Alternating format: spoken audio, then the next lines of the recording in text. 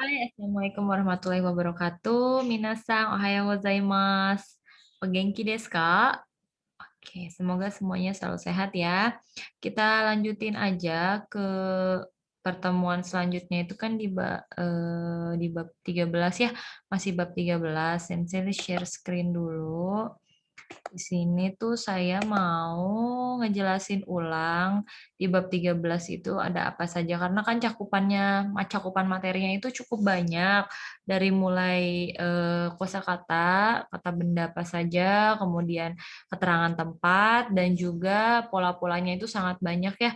Ada yang menggunakan kotoga dekimasu, kemudian ada yang menggunakan apa namanya doshi itu kata kerja atau verba gitu ya itu banyak sekali dan perubahan-perubahannya juga banyak. Jadi saya sedikit review aja. Nanti untuk selanjutnya kita bisa simak apa yang saya jelaskan gitu ya.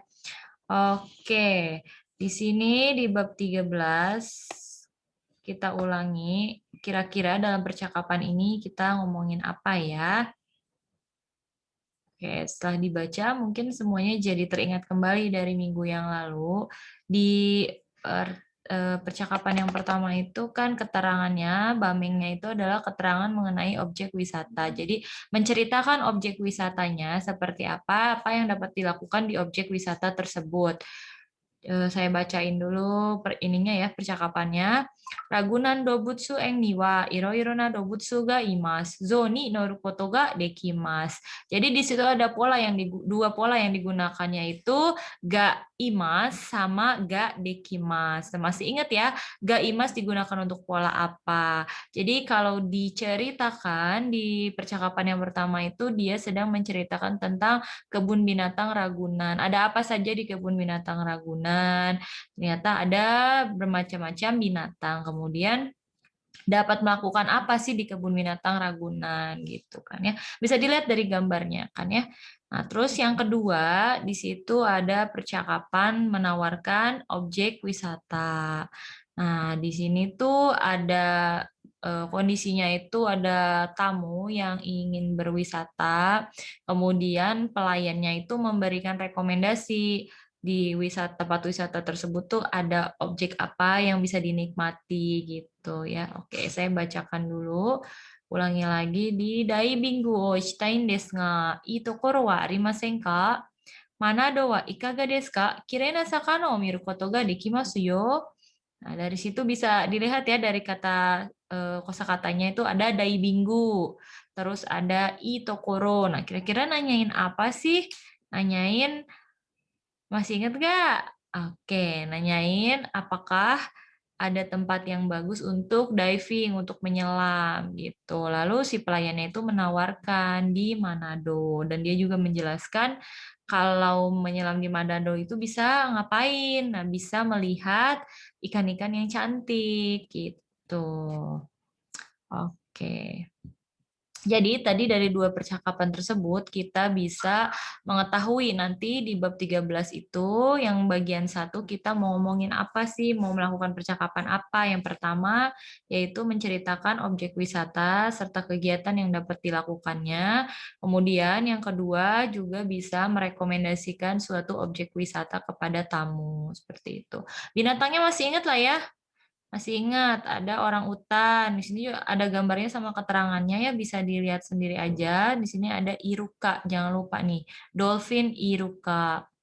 Itu yang akan biasanya sering keluar ya, karena kan kita tuh kalau di kebun binatang atau di apa nama Suizokukang akuarium itu biasanya ngeliatin ini kan ya, iruka, sakana gitu. Nah, terus kita ke shisetsu atau fasilitas. Fasilitas juga dapat dikatakan setsubi.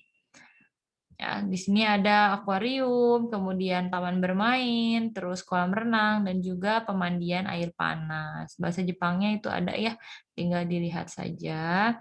Nah, di sini kita masuk ke pola. Polanya tadi sebenarnya kalian sudah mengetahui dari percakapan itu ada ga imas, kemudian nanti ada ga kotoga dekimas. Ga imas digunakan untuk apa? Ga kotoga dekimas digunakan untuk apa juga kalian bisa lah ya Nah, kan kita udah latihan dari kemarin ya, percakapannya seperti apa.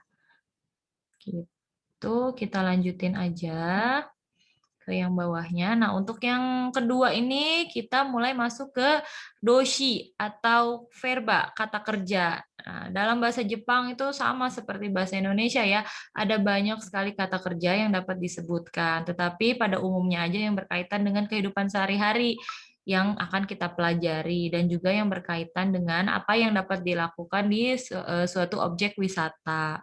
Di sini ada mimas, kaimas, tabemas, kikimas, torimas, oyogimas, shimas, norimas, hairimas, sama nomimas. Nah, ini tuh bisa dilihat di gambarnya ya, kalian sudah ingat kan ya?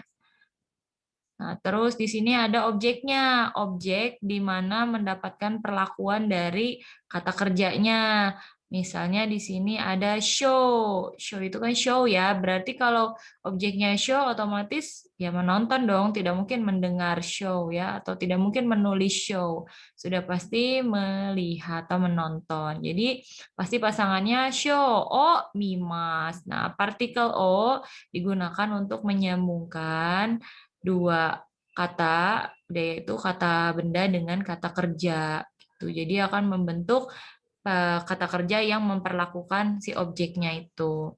Shou mimas menonton pertandingan, menonton pertunjukan.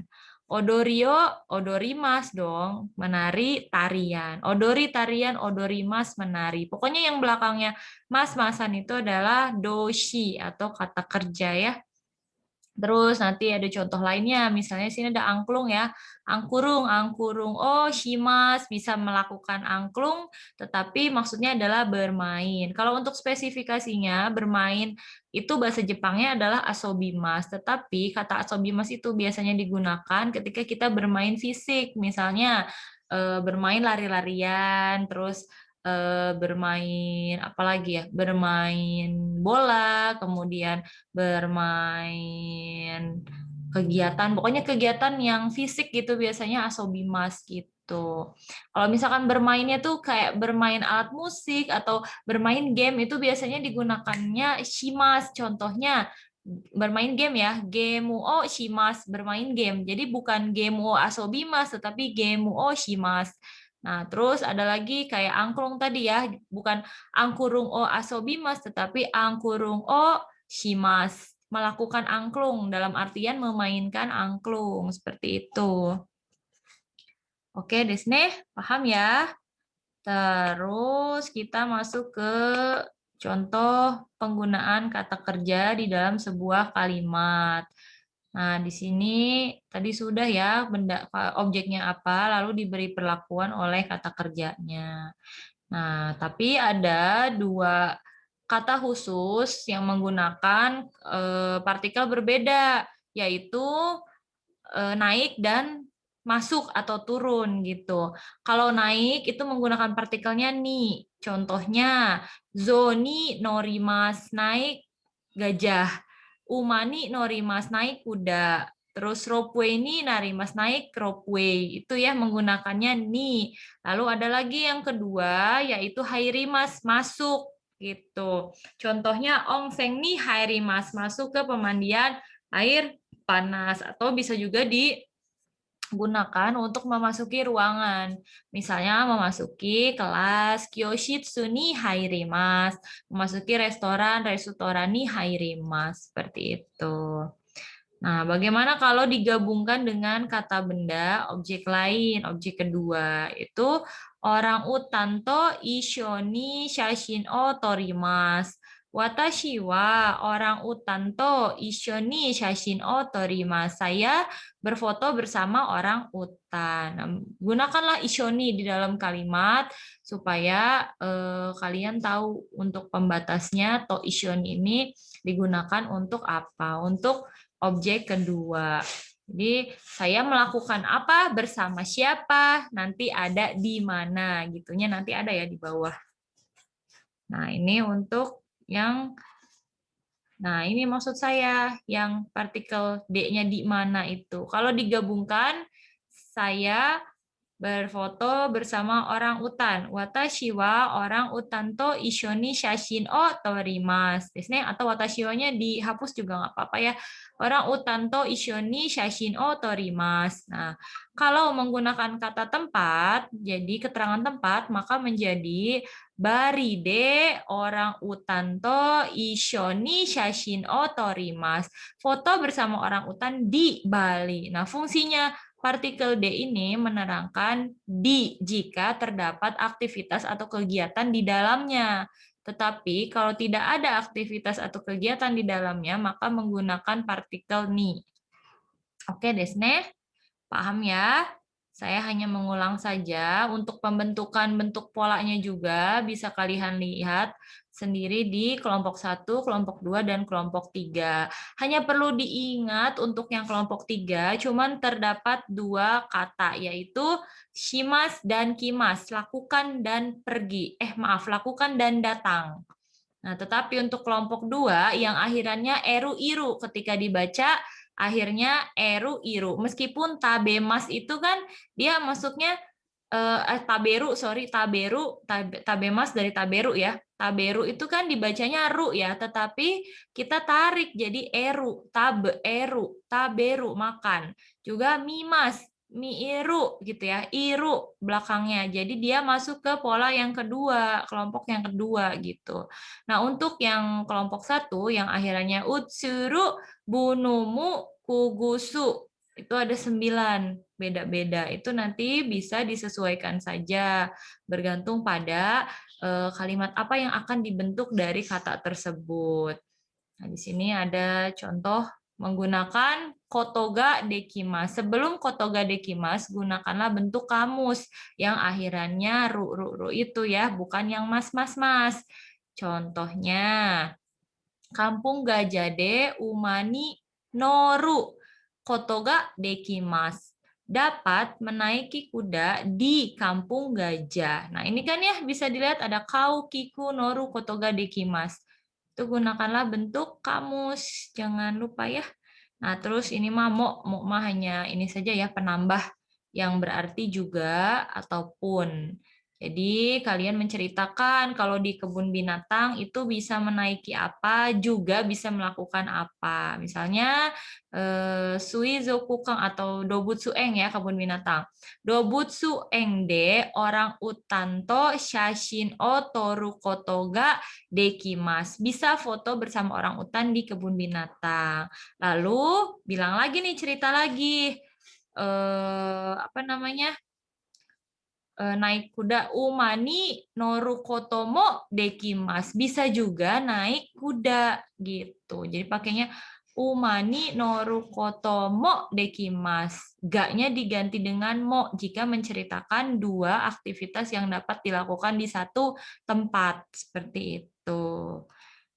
Oke, Desne, saya sudah terlalu banyak menjelaskan ya, tapi tidak apa-apa karena kita tidak bisa pertemuan untuk besok, maka saya gantikan dengan materi yang saya rekam dan akan saya share ya. Nah, terus kita sekarang terakhir ini masuk di penawaran objek wisata. Di sini ada menyebutkan keadaan. Ini sama ya, kita mengulang kata sifat. Kata sifat itu 2 bab yang lalu atau di bab pertama ketika pertama kali kita belajar bahasa Jepang di semester 2. Ingat nggak kata sifat banyak ya? Ada atsui, samui, suzushi, terus shizuka, kirei, Yume, terus apalagi Nigiaka, banyak sekali kan ya. Nah, ini juga masuknya ke dalam kata sifat, tapi lebih banyak menggambarkan rasa. Kita lihat apa saja. Di sini ada keadaan dulu ya. Ki, itu pohon, hana, bunga, sangu, terumbu karang, terus tori, itu adalah burung. Nah, untuk keyoshi atau kata sifatnya bermacam-macam, ada na keyoshi, ada i keyoshi. Dari mulai oishi, enak, amai, manis, terus karai, pedas, kawai, lucu, imut ya. Terus ada mezurashi. Mezurashi ini langka. Dia tuh ceritanya monyet albino nih. Kan langka ya, hewan yang hampir punah mungkin. Jadinya Itu dia berbeda sendiri. Maka mezurashi langka. Terus shinseng. Nah, ini ada buah-buahan yang melayang ala-ala iklan nih ya. Berarti segar gitu, fresh shinseng. Lalu ada dento teki, itu tradisional atau ciri khas gitu ya. Nah, di sini ada penggabungan kata sifat i disertai dengan nomina atau kata bendanya. Ini mah kan perasaan saya udah jelasin ya. Kalau yang waktu itu kalian tugas share di Instagram itu loh yang tentang apa namanya? Menjelaskan hotel, misalkan hotel yang cantik, hotel cantik. Nah, seperti itu kan sudah ya. Jadi mudah-mudahan kalian langsung tanggap ketika saya sebutkan mezurashi hana, berarti ini bunga yang langka. Mezurashi hana. Bukan hana mezurashi, tetapi dibalik ya, mezurashi hana. Kata sifatnya dulu baru kata benda. Nah, bagaimana dengan kata sifat na? Pastinya dia menggunakan na dong. Kirena hana, bunga yang cantik. Kirena siapa apalagi misalkan Kirena hoteru, hotel yang cantik atau hotel yang bersih seperti itu. Yang lainnya bisa dibaca sendiri aja ya. Nah, terus kita masuk ke bentuk tai. Kan sesuai dengan janji saya, untuk minggu ini kita akan belajar mengenai bentuk tai. Meskipun sudah saya brainstorming minggu lalu, bentuk tai itu ke arah mana. Kalian sudah bisa menebak sendiri, bentuk tai itu adalah bentuk keinginan. Yang belakangnya tai, tai, tai. Bukan TAI dibaca bahasa Indonesia ya, tapi tai langsung. Kayak kita menyebutkan bahasa Inggrisnya Thailand, tai, tai gitu. Kata kerja bentuk tai, yaitu adalah bentuk keinginan. Tapi keinginan untuk kata kerja, bukan keinginan untuk kata benda. Beda ya, misalnya saya ingin HP baru. Jadi tidak menggunakan tai, tetapi menggunakannya hoshi. Watashi wa keitai den waga hoshi des. Saya pengen HP. Kalau pengennya benda, maka gunakannya ga hoshi. Tapi kalau ingin melakukan suatu perbuatan atau kegiatan, maka gunakanlah bentuk tai. Saya ingin membeli HP. Watashi wa keitai den wa kaitai desu. Barulah dia menggunakan kaitai desu. Pengen tidur, netai desu. Pengen makan, tabetai desu. Nah, yang akhirannya mas-mas itu, kalian singkirkan masnya, dipotong saja, gunakanlah tai di dalamnya. Seperti itu. Oke, Deska, paham ya? Kita lanjutin aja ke contoh kalimatnya. Ada di sini, shinseng na kudamono o tabetai desu. Shinseng, apa itu? Yang tadi buah-buah berterbangan itu loh. Oke, fresh ya. Jadi, saya ingin makan buah-buahan yang fresh, yang seger gitu. Oke, sampai sini paham ya? Nih, ini ada kaitai. Dia dari kaimas, membeli. Kiki mas. Awalnya mendengarkan kan kiki mas. Masnya dihilangkan menjadi tai. Jadi kiki tai. Bukan nantinya kikutai, tetapi kiki tai. Ini juga tori tai. Tabe tai. Minum. Nomi mas ya, diganti. Jadi nomi tai. Terus pergi ikimas, diganti lagi menjadi ikitai. Seperti itu. Nah, lalu yang kedua itu adalah bentuk penyangkalan. Saya ingin apa? Tetapi titik-titik-titik. Nah, ada tapinya nih. Contohnya, oishi omiyage o kaitain desu ga. Saya mau beli oleh-oleh yang enak, tapi nah desu ga itu artinya kayak tapi gitu. Tapi itokoro wa arimasen ka? Apakah ada tempat yang bagus atau apakah ada tempat yang direkomendasikan seperti itu ya? Nanti tinggal kalian jelaskan tuh menggunakan kalimat yang sudah saya jelaskan di awal itu loh, yang gambarnya seperti ini. Dia keinginannya tamunya apa, lalu sebagai pelayan kita harus merekomendasikan tempatnya. Nah, bagaimana? Ingat nggak ayo kalimatnya ketika ingin merekomendasikan? Masih ingat nggak? Yang ini loh.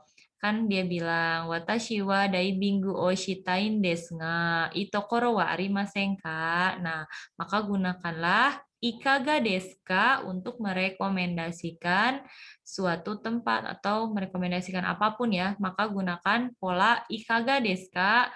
Misalnya dia kan tadi ingin diving ya, Manado Beach wa ikaga desu ka? Bagaimana dengan pantai di Manado gitu? Atau misalnya watashi wa sushi o tabetain desu ga? Saya mau makan sushi. Itokoro wa arimasen ka? Apakah ada tempat yang bagus untuk itu? Nah, kita jelasin aja. Sushi tei wa ikaga desu ka? Gimana kalau di sushi tei gitu? Paham ya sampai sini ya? Nah, ini nih contoh percakapan yang lengkapnya. Nah, sebenarnya kita itu minggu depan itu kan masih tidak tahu ya apakah kita UAS minggu depan atau minggu depannya lagi. Tapi saya tetap akan menjelaskan untuk latihan percakapan yang terakhir ini karena kalau misalnya minggu depan sudah UAS artinya kalian itu harus menyelesaikan materi gitu otomatis. Cuman kita kan masih kurang satu kali pertemuan lagi ya. Itu bisa kita atur-atur waktunya kapan. Di atas hari Selasa, ya mungkin hari Kamis atau Jumat kita bisa atur-atur sebelum Senin depan kita UAS atau tidaknya, kita belum tahu gitu. Ini di sini ada percakapan. Sumimasen, daibingu o shitain desu ga, ii tokoro wa arimasen ka? Chikaku ga yoroshii desu ka? Chikaku, ayo diingat-ingat lagi. Chikaku. Di bab kemarin yang nunjukin arah itu loh. Yang Minami, Kita, Nishi, yang itu. Chikaku. Dekat Chikaku itu. Hai, Dewa Purau Suribu wa ikaga desu ka? Nah, masih menggunakan ikaga desu ka karena pertanyaannya ini itokoro wa arimasen ka? Maka dia jawabnya ikaga desu ka? Nah, terus kakarinya menjelaskan lagi. Kirena sango to iro-iro na sakana o miru koto ga dekimasu. Nah, dia menjelaskan mengapa sih pelayannya merekomendasikan itu, maka pelayannya jelasin. Saya merekomendasikannya karena di sana terdapat apa, juga bisa melakukan apa. Seperti itu ya. So desu ka? Ii desu ne. Pulau Seribu wa doko ni arimasu ka? Nah, ini dia pertanyaannya. Doko ni arimasu ka? Itu juga ada di bab yang kemarin-kemarin, yang arah itu. Arah ya. Doko ni arimasu ka? Jakarta kara 50 kilo gurai kita ni arimasu. Seperti itu. Fune de 1 jikan han gurai desu. Kore wa Pulau Seribu no pamfureto. Dozo. Nah, domo arigato. Iye. Nah, di sini sebagai pelayan menjelaskan ketika tamunya itu sudah penasaran dengan apa yang direkomendasikannya. Kemudian dijelaskan juga jarak tempuhnya dari tempat si pelayan dan tamu itu. Kemudian direkomendasikan menggunakan apa. Kalau bisa sih kalian dikembangkan lagi ya percakapannya, menyebutkan kegiatan apa saja yang bisa dilakukan. Jadi macam-macam lagi gitu ya. Kemudian jangan lupa harga, misalkan harga tiket, satu tiketnya berapa begitu. Itu melengkapi suatu percakapan kan ya, karena nantinya akan ada beberapa turis atau tamu ya menanyakan gitu secara detail, misalkan jarak tempuhnya berapa, menggunakan apa, apakah di sana ada hotel atau tidak, kemudian harganya berapa. Nah, itu kalian dikembangkan sendiri. Seperti apa saya harus bicara kepada tamu ketika tamunya bertanya seperti itu.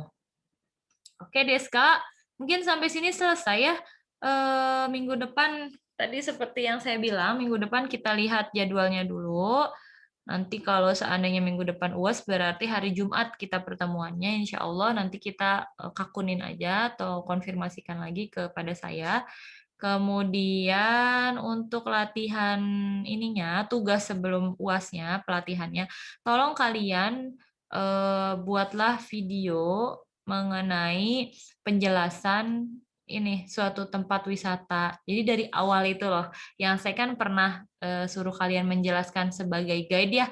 Nah, itu digabungkan dengan yang sekarang. Jadi ada di arah ini misalnya Pulau Seribu, doko ni arimasu ka? Nah, kalian tuh jelasin tuh dia ada di arah mananya Indonesia. Misalkan di selatannya Indonesia. Kemudian dari kota ini berapa kilo, jarak tempuhnya berapa lama, menggunakan apa, di sana bisa melakukan apa saja, kemudian harganya berapa, dijelasin ada hotel atau tidak, digunakanlah kata sifatnya, hotelnya bagus atau pantainya luas, pantainya bersih dan sebagainya. Jadi tentang objek wisata ini dirangkap jadi satu, brok gitu. Jadi kalian tahu apa saja yang dipelajari di bab membahas tentang objek wisata seperti itu. Nanti kalau tidak mengerti, silahkan kalian tinggal nanya ke saya lewat Japri, gampang ya. Oke, gitu aja. Semoga apa yang saya jelaskan itu dapat dipahami, juga semangat untuk belajarnya. Kalian tonton saja videonya. Segitu saja dari saya. Oke, ja mata raishu. Arigatou gozaimasu. Oke, saya stop dulu.